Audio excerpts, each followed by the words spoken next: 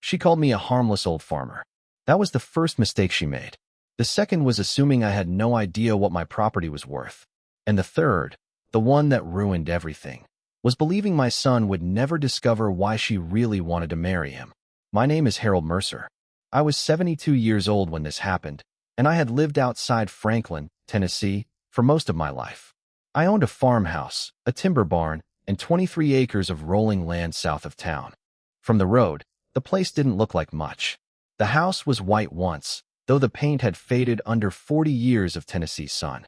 The porch leaned slightly on the eastern side. One of the shutters had been hanging crooked since a storm came through in 2018. My pickup was a 2008 Ford F-150 with more than 200,000 miles on it, and my nicest coat had come from a farm supply store. Nobody looking at me would have guessed that developers had been circling my land for years. Franklin had changed. When my wife, June, and I bought the property in 1984, there were cattle fields, gravel roads, and long stretches where you could drive without seeing another set of headlights. By the time my story began, expensive neighborhoods were climbing over every hill. Coffee shops stood where feed stores used to be. Houses sold for prices that would have made my father laugh until he fell out of his chair. My 23 acres sat between two large parcels owned by an investment company. Without my land, those parcels remained separated. With my land, they could connect everything and build a private residential community with more than 100 luxury homes. Several people had tried to buy me out. I always said no. It wasn't because I hated money. I'm not foolish. Money matters. It pays hospital bills, repairs roofs, and keeps the heat running in January. But that land was where June and I raised our only son, Michael. It was where she planted peach trees along the south fence. It was where Michael learned to ride a bicycle, where we buried our old beagle, Sam, and where June asked me, near the end of her life, not to let the place disappear under concrete. She died 7 years before this story began. Cancer took her faster than either of us expected. After that, I lived alone, though Michael visited nearly every week.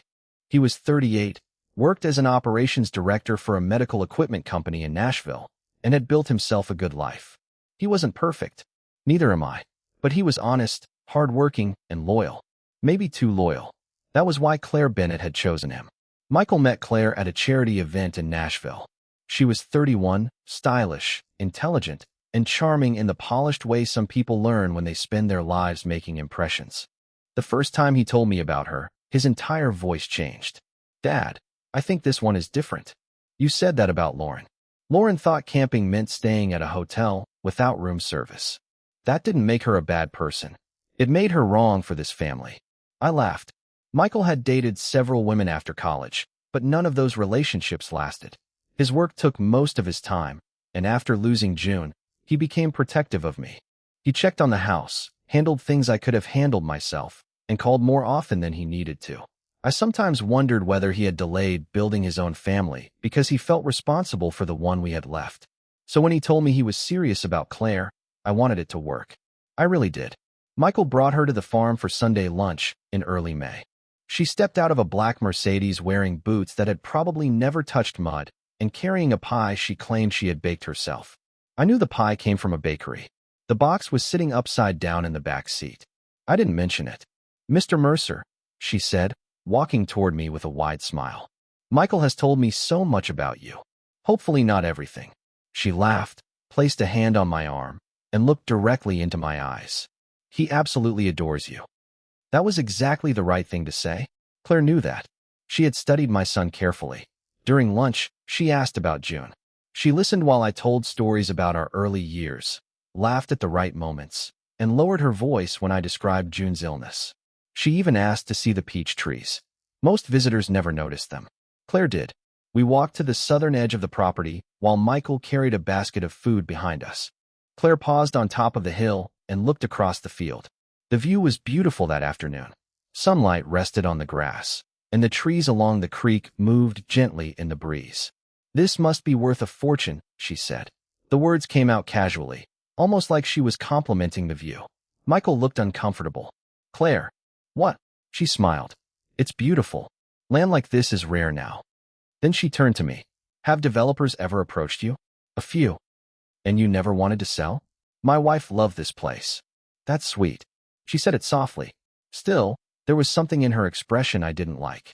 Her eyes had shifted away from me and toward the road beyond the trees. She wasn't imagining June walking there. She was imagining houses. I told myself I was being unfair. Older men can become suspicious without realizing it. We see a few bad things over the years and start believing every shadow is hiding something. Besides, Michael looked happy. That mattered more than my discomfort. Over the next several months, Claire became part of our routine. She came to Sunday lunches, remembered my birthday, and once brought me a new set of work gloves because she noticed the leather on mine had split. She called me Mr. H, even after I told her to use Harold. She also asked questions. A lot of them. Did Michael have siblings? No. Had June left a will? Yes. Was the house fully paid off? Yes. Had I ever considered placing the property in Michael's name?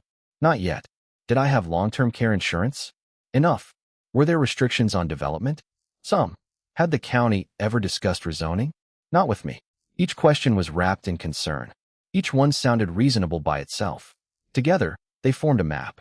I began paying closer attention. In August, Michael called me during dinner. Dad, I'm going to ask Claire to marry me. I set down my fork. You sure? Yes. How long have you known? A while. That wasn't what I asked. He sighed. I'm sure. I could hear nervousness beneath his certainty. Not doubt about Claire. Fear of my reaction. I want you there, he continued. I'm doing it Saturday night at Belmead. Small dinner afterward. I'll be there. And Dad? Yes. Please don't interrogate her. I've never interrogated anyone in my life. You asked my college roommate whether he paid taxes. He was selling stolen car parts. We didn't know that then. I knew. Michael laughed despite himself. Just be happy for me. I'll try my best. He grew quiet. That doesn't sound very convincing. Son, my job isn't to choose who you love. My job is to stand beside you and tell the truth when you need it. I just need you to trust me. Those words stayed with me. I told him I did. Saturday evening was warm and clear. Michael proposed in the garden behind a historic mansion, exactly where he had planned.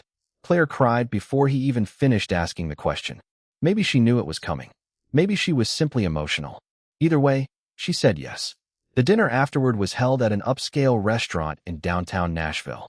There were 12 of us, including Claire's mother, Patricia, her younger brother, Evan, 2 of Michael's coworkers, and a handful of friends.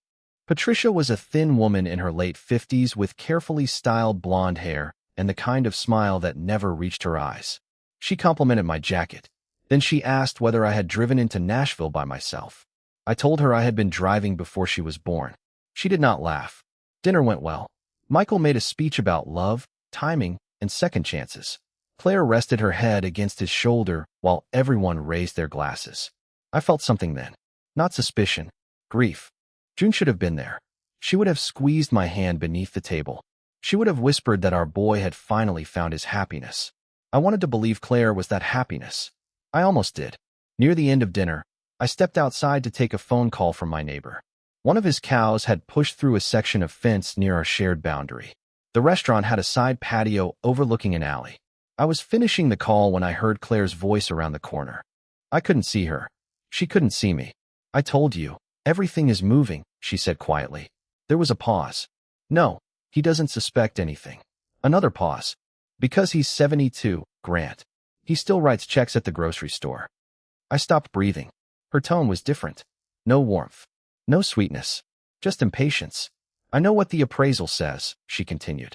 Michael confirmed there's no mortgage. Harold has refused offers before, but once Michael has legal influence, we can pressure him. My hand tightened around the phone. She listened. No, not immediately. After the wedding.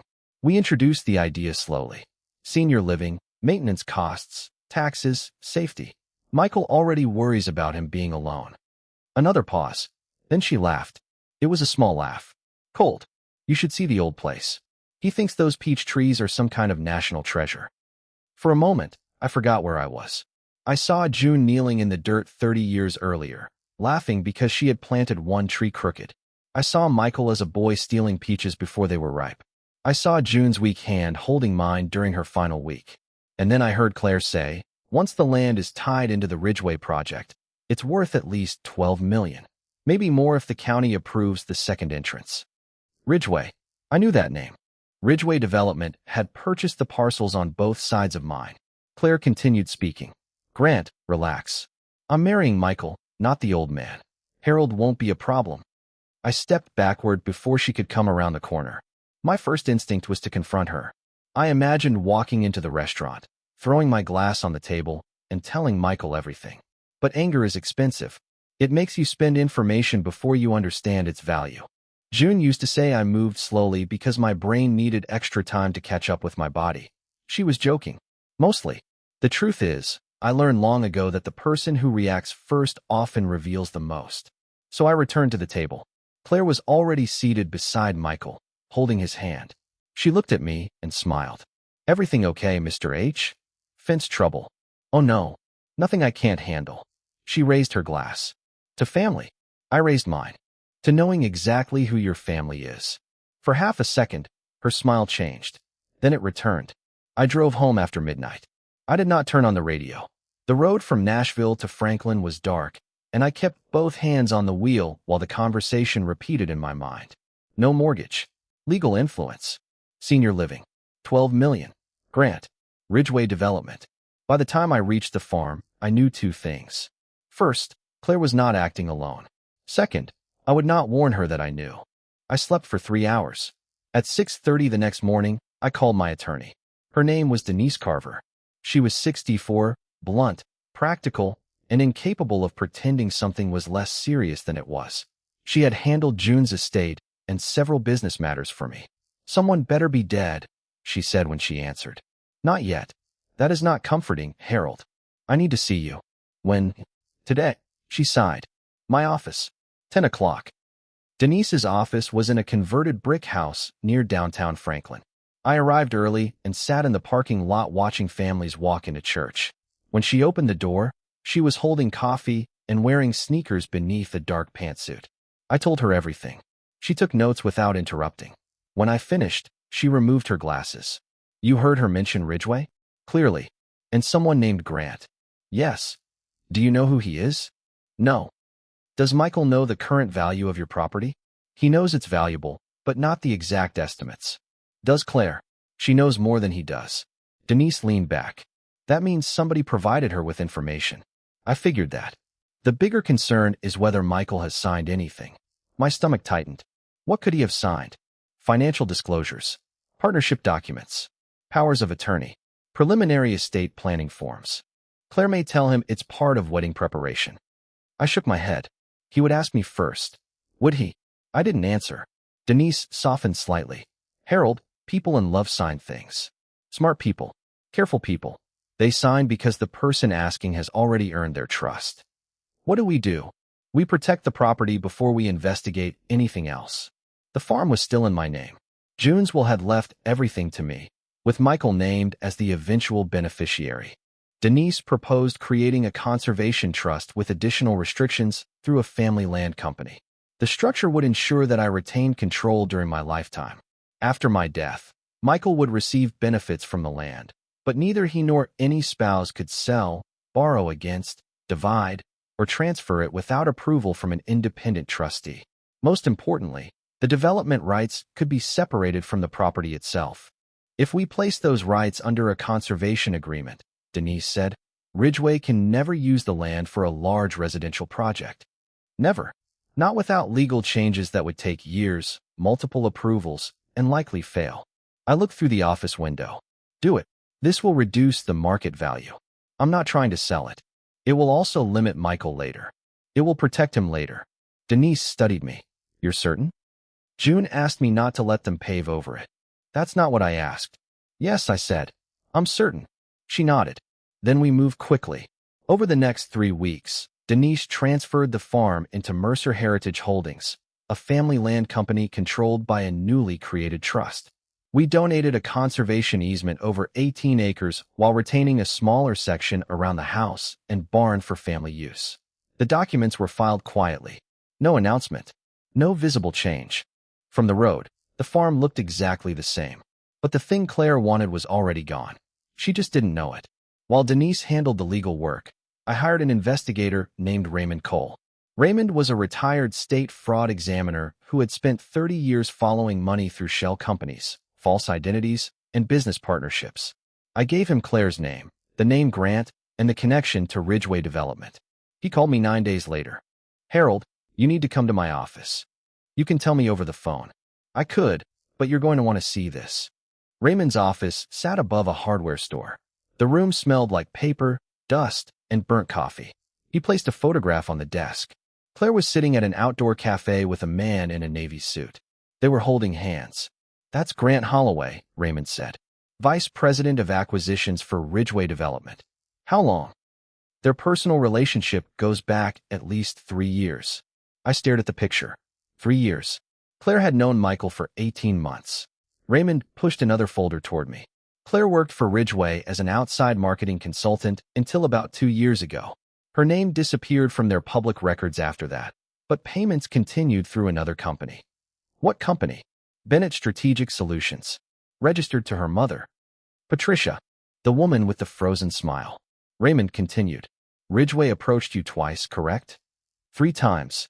The last offer was made 19 months ago." "That sounds right." "1 month after you rejected it, Claire attended the same hospital fundraiser as your son." I felt a deep pressure behind my ribs. "You think she arranged to meet him?" "I don't think anything. I'm showing you dates." He slid a timeline across the desk. Ridgeway's rejected offer. Claire leaving her visible consulting role. The fundraiser. Her first date with Michael. Payments to her mother's company. Property surveys conducted near my boundary. A preliminary map showing a road running directly through my southern field. And finally, a projected development plan labeled Mercer Connector Acquisition. They had named it. My land was not a home to them. It was a connector, a missing piece. "How did you get this?" I asked. "Public filings, former contractors, and one employee who dislikes Grant Holloway." "Is it legal?" "Everything in that folder is legally obtained." I closed my eyes for a moment. Michael wasn't simply dating a dishonest woman. He had been targeted. Every dinner, every affectionate gesture, every conversation about our family had been part of a plan. I should have felt victorious because I now had proof. Instead, I felt sick. My son loved her. That fact didn't disappear just because her love was false. On the drive home, I pulled over near a church and sat in the truck for nearly 20 minutes. I considered calling Michael. I could ask him to meet me, place the evidence in front of him, and end the engagement. But Raymond warned me that Ridgeway would deny everything. Claire could claim the photographs were old, the business relationship innocent, and the payments unrelated. More importantly, she had spent 18 months making herself essential to Michael. If I attacked her directly, she would turn it into a story about control. Harold doesn't want his son to leave. Harold doesn't trust outsiders. Harold is confused. Harold is grieving. She had already begun laying that foundation. A week after the engagement, Claire suggested that I sell my truck because it might not be safe anymore. Then she told Michael that the farm was too much for one person to maintain. At Sunday lunch, she casually mentioned a luxury retirement community outside Brentwood. "It isn't a nursing home," she said. "It's more like a resort." "I already live on a resort," I replied. "Mine just has more mosquitoes." Michael laughed. Claire did not. Later, while she helped me clear the table, she said, "Michael worries about you. He's a good son.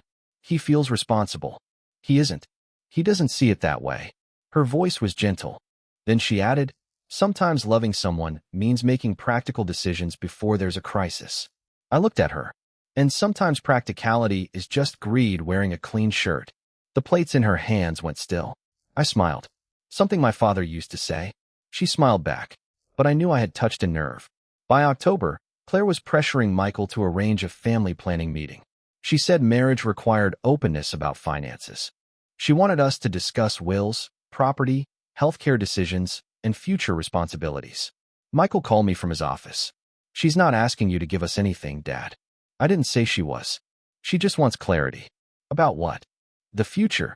The future has managed fine without a committee so far." He became frustrated. "Why do you always do this?" "Do what?" "Turn every conversation into a test." I was silent. Then he said something that hurt. "Claire thinks you don't respect her. Claire has shared many thoughts with me. She says you treat her like she's after something." I looked across the kitchen at June's photograph. "Does she?" "Dad, I'll attend the meeting." He exhaled. "Really?" "Yes." "At the farm?"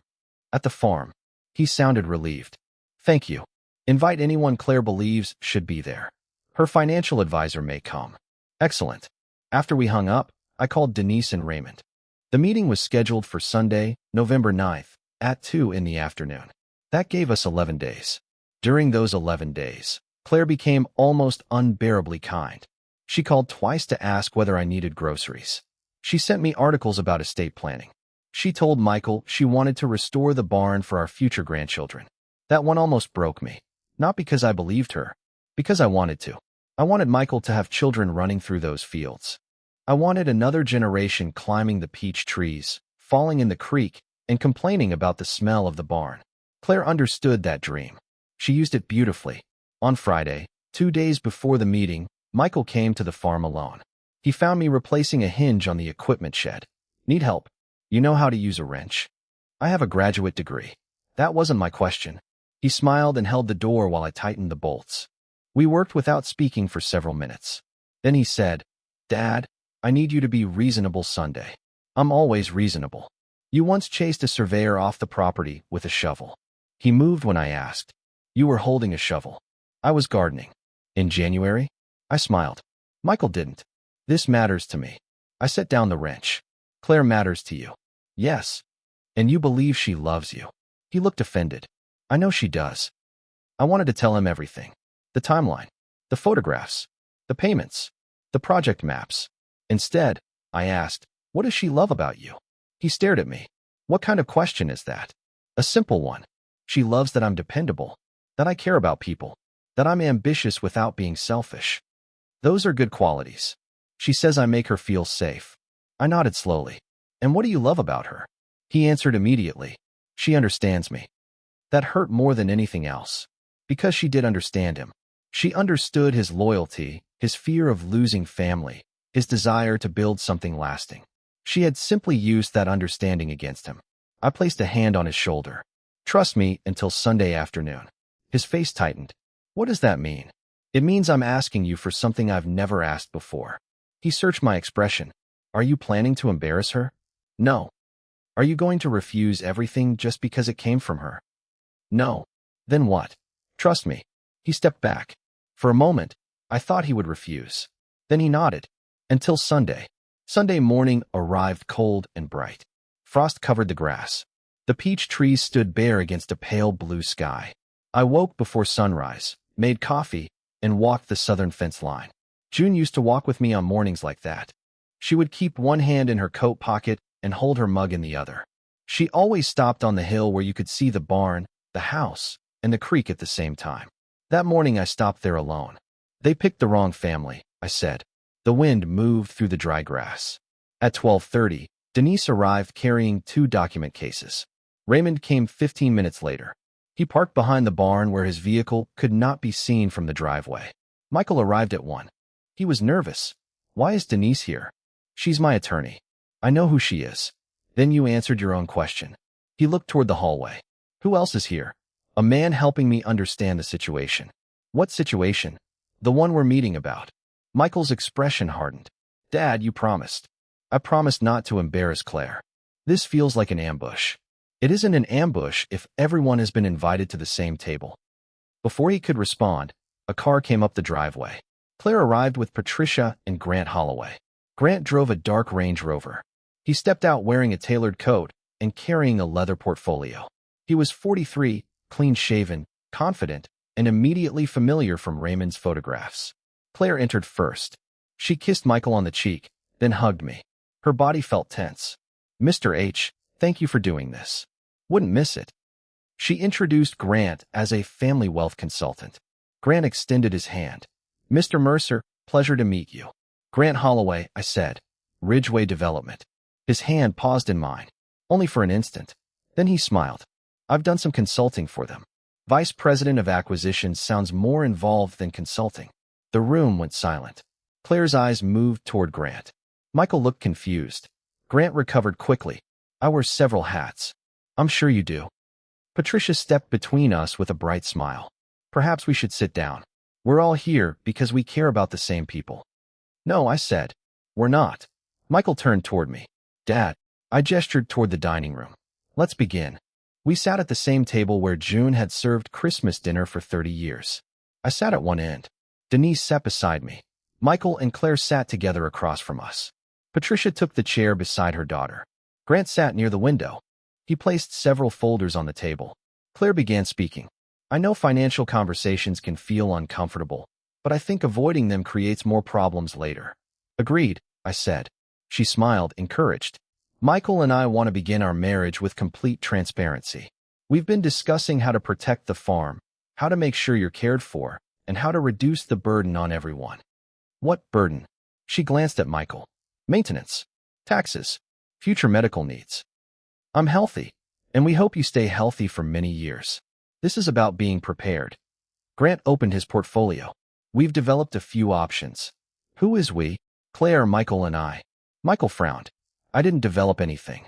Claire touched his hand. You reviewed the general ideas. I reviewed a budget. Grant quickly continued. One option involves transferring a partial ownership interest to Michael before the wedding.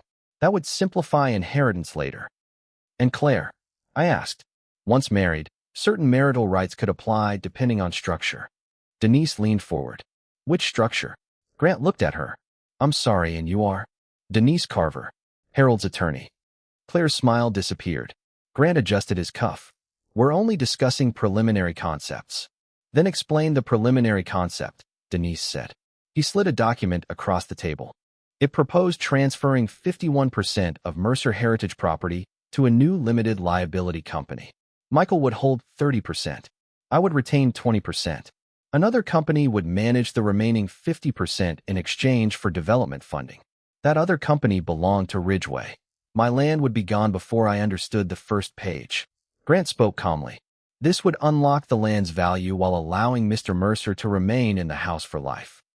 Remain in the house. As though I were a tenant. Michael picked up the document. What is this? Claire looked at him. It's just one option. You told me this meeting was about Dad's will. It is. This is part of broader planning. Michael turned several pages. Ridgeway Development? Grant leaned forward. The company would provide capital and infrastructure expertise. You said you were a financial consultant. I am advising on the transaction. What transaction? Claire tightened her grip on his arm. Michael, nobody is agreeing to anything today. He pulled his arm away. I looked at Denise. She opened the first document case. Before we continue, I said, there are a few facts everyone should know. Denise placed copies of the trust documents on the table. 6 weeks ago, I transferred the farm into a protected family trust. I also granted a permanent conservation easement over 18 acres. Grant's face lost color. Claire stared at me. I continued. The property cannot be divided into a residential development. It cannot become an access road for Ridgeway. It cannot be pledged as collateral by a spouse, an heir, or anyone else. Grant grabbed the document. This is irreversible. Denise answered. Effectively, yes. He looked through the pages faster. You destroyed the property's development value. No, I said. I protected its real value. Claire's voice came out thin. Why would you do this without telling Michael? Because the property is mine. Michael was still holding Grant's proposal. He looked from me to Claire. What is happening? I turned to Raymond, who had been waiting in the kitchen. Come in. Raymond entered carrying a gray folder. Claire stood abruptly. Who is that? The man who found out who you are. Michael rose halfway from his chair. Dad, what did you do? I listened. I looked directly at Claire. September 20th. Outside the restaurant in Nashville. You told Grant that I was a harmless old farmer who still wrote checks at the grocery store. Her face became completely still. Michael slowly sat back down. I continued. You discussed putting me in senior living. You talked about pressuring Michael after the wedding. You mentioned $12 million and the second entrance for the Ridgeway project. Michael, Claire said. He misunderstood a private conversation. Raymond placed the first photograph on the table. It showed Claire and Grant holding hands. Then another. Grant kissing her outside a hotel. Another. Claire entering his condominium. Another. The dates covered more than a year. Michael looked at the photographs without moving. Claire began crying. These are being taken out of context. What context explains this? I asked. We were together before Michael. The most recent photograph was taken 3 weeks ago. Michael's face went blank. Not angry. Not yet. Just empty. Raymond placed the timeline beside the photographs. He explained Claire's connection to Ridgeway, the rejected land offer, the fundraiser where she met Michael, the payments through her mother's company, and the internal project map identifying my farm as the Mercer Connector acquisition. Patricia stood. "This is ridiculous." Raymond handed her copies of the payment records. Bennett Strategic Solutions received $240,000 from Ridgeway-linked accounts over 18 months. Patricia sat back down. Michael picked up one of the pictures. His hand trembled. "Claire." She turned toward him. "Michael, I can explain." "How long?" "It isn't what it looks like." "How long?" Her mouth opened. No answer came. Grant made the mistake of speaking. This situation became personal, but the original intention was a legitimate acquisition. Michael turned his head slowly. Original intention? Grant realized too late what he had admitted. Claire closed her eyes. Michael stood. His chair scraped across the floor. "You approached me because of this farm?" "No," Claire said. Raymond pointed to the timeline. "The first documented contact between Claire and Grant regarding your father's land came 4 days before she met you." Michael stared at her. She began speaking quickly. "It started that way, yes, but then I fell in love with you." I almost laughed. Not because it was funny, because the lie was so desperate. Michael's voice became quiet. "You were sleeping with him. It was complicated. You planned to use me to take my father's home. I wanted us to have a future, built on his land. We would all have benefited." "Oh." He looked at Grant, then at Patricia, then back at Claire. Every person at that table had known except him. I watched the realization settle into my son's face. He had not only lost a relationship, he had lost his understanding of the previous 18 months. Every memory now had a question attached to it. The first date, the first kiss, the holidays, the proposal, her tears, her promises. He would replay all of it and wonder which parts had been real. That was the cruelty Claire had never considered. "You need to leave," Michael said. She stood. "Please don't do this." He looked at her engagement ring. "You already did it." "Michael, I love you." "No, you studied me." She reached for him. He stepped back. "Don't touch me." Patricia began gathering her things. This entire situation has been handled in an unnecessarily hostile way. Denise looked at her. "Your company accepted payments connected to a fraudulent property scheme." Patricia stopped moving. Denise continued.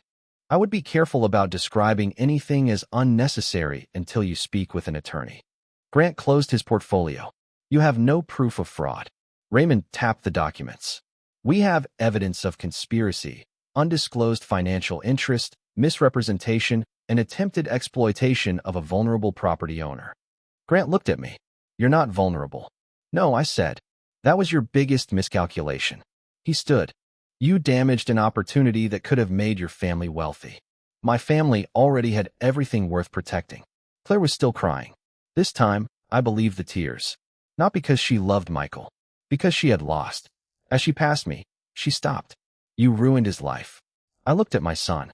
"No, you tried to." They left together. The Range Rover disappeared down the driveway a few minutes later. Michael remained standing beside the table. Denise and Raymond quietly gathered their papers. Before leaving, Denise placed a hand on Michael's shoulder. "I'm sorry." He nodded without looking at her. When the front door closed, the house became silent. Michael sat down. I poured him coffee, though neither of us drank it. He stared at the empty chair where Claire had been sitting. "You knew at the engagement dinner?" "I heard the conversation that night.